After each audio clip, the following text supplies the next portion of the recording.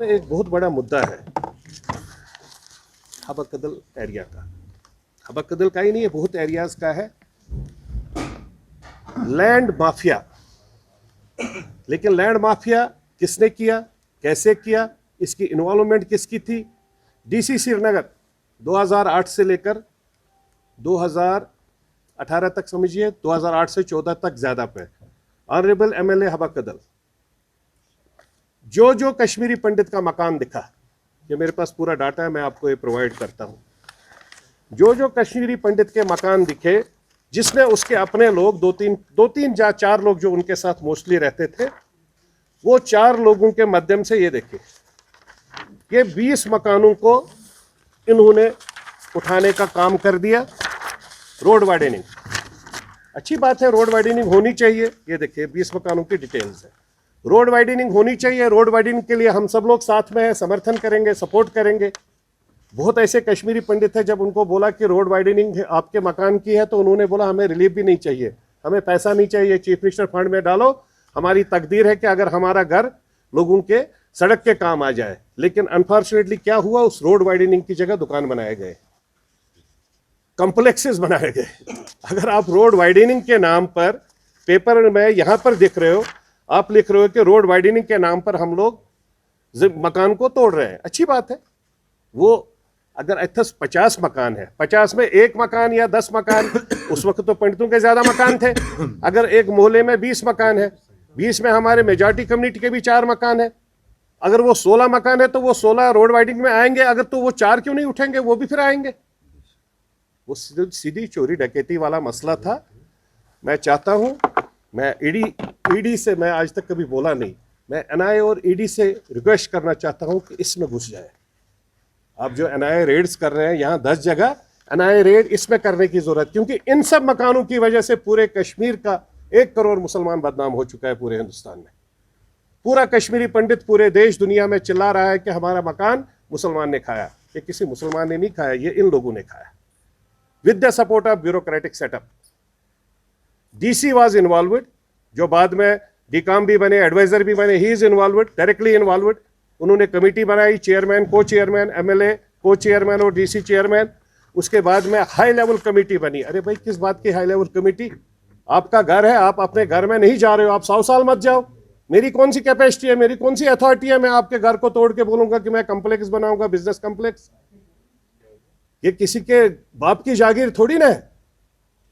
और मैं डॉक्टर फारूक साहब को आज ये कहना चाहता हूं, जो हर जगह चिल्लाता है मैं चाहता हूं कश्मीरी पंडित वापस आ जाए, इसके ऊपर डॉक्टर फारूक साहब क्या कहना चाहते हैं?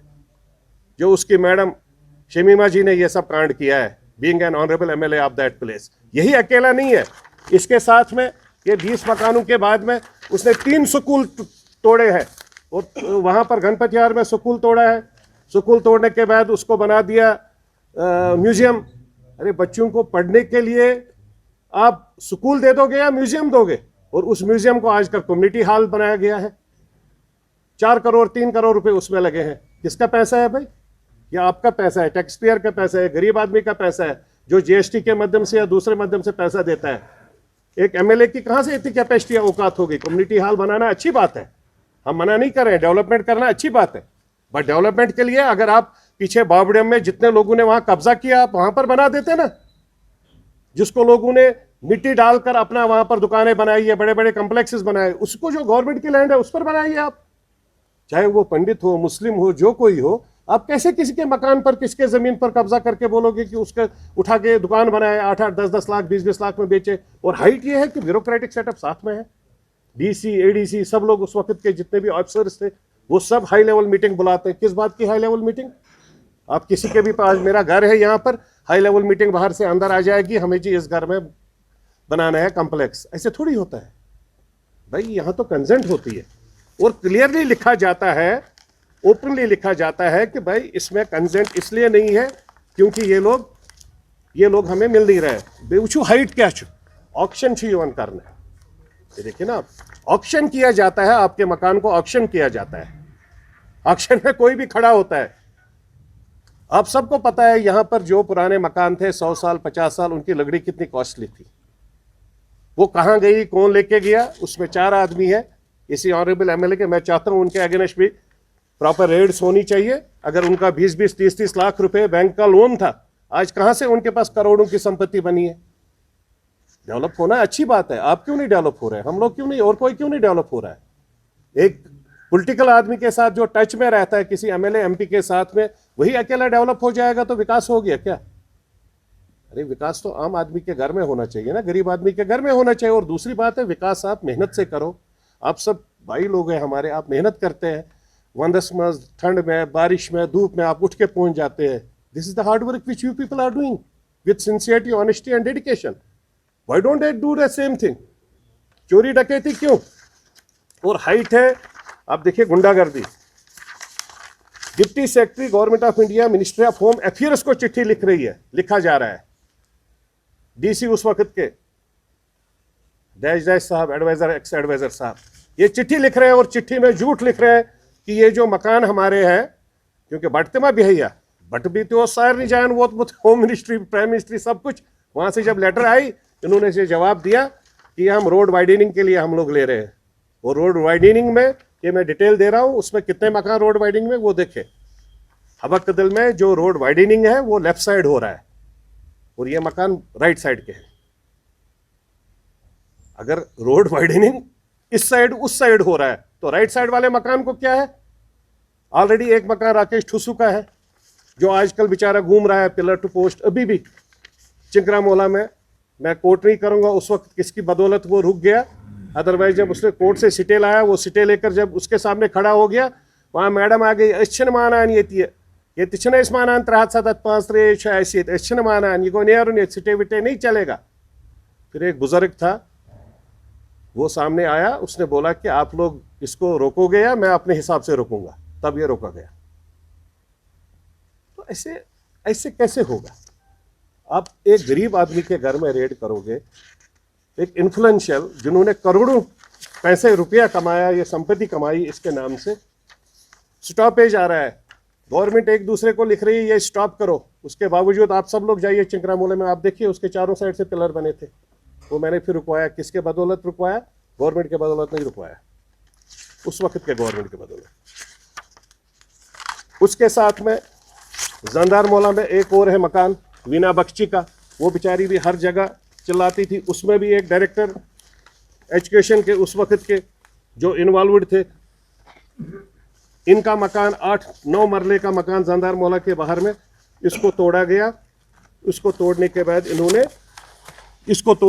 इन्होंने 3 दुकानें बना दिए, 3 दुकानें अपने नेशनल कॉन्फ्रेंस के लोगों को और साथ में स्कूल।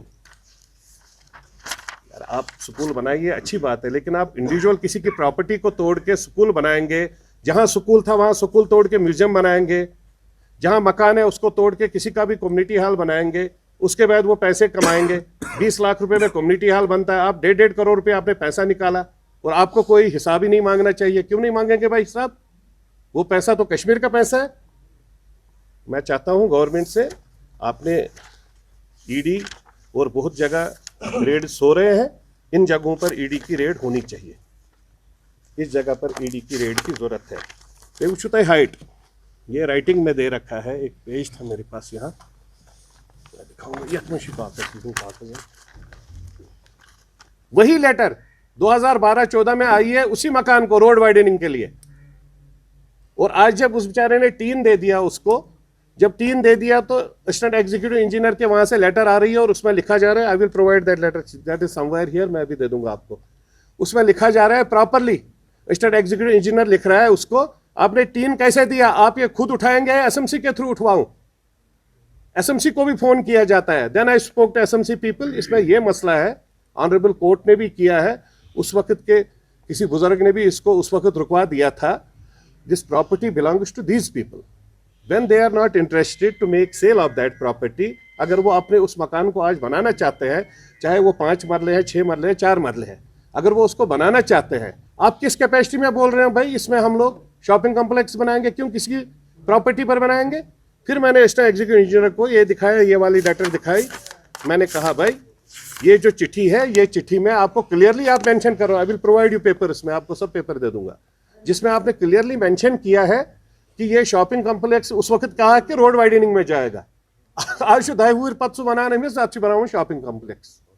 मैं चाहता हूँ इन सब चीज़ों में इन्वेस्टिगेशन होनी चाहिए, विजिलेंस के माध्यम से होनी चाहिए। हमारा विजिलेंस बहुत स्ट्रांग है, सीआईडी के माध्यम से। हमारा स्टेट का भी पैरामिलिट्री फोर्सेस, जेके पुलिस बहुत अच्छा काम कर रहा है, इसमें कोई शक नहीं है। तो हम चाहते हैं कि इसमें स्ट्रिक्टली एक्शन ली जाए, हूसोएवर इज इन्वॉल्व, चाहे वो डीसी था, डीकॉम था, एक्स एडवाइजर था, एमएलए थी, वुमेन्स कमीशन की चेयरमैन थी, जो मर्जी था, या संजय सराफ है, जिसने गलत किया है उसके अगेंस्ट पे कार्रवाई होनी चाहिए। और उसने अगर कोई भी प्रॉपर्टी इस पैसे से बनाई है, उसके अगेंस्ट में कार्रवाई होके उसके खिलाफ में प्रॉपर तरीके से वो जो प्रॉपर्टी उसने कमाई है वो प्रॉपर्टी उठा के स्टेट गवर्नमेंट के एक्सचेकर में जाना चाहिए, चीफ मिनिस्टर फंड या एलजी फंड के इसमें जाना चाहिए। कम से कम उनको एहसास हो जाए, अगर हम मंशियात वालों को बहुत अच्छा काम हो रहा है, गवर्नमेंट उनको पकड़ रही है, उनकी प्रॉपर्टीज उठा के ट्रांसफर कर रही है, अच्छी बात है, बहुत अच्छी बात है। I think everybody is supporting that.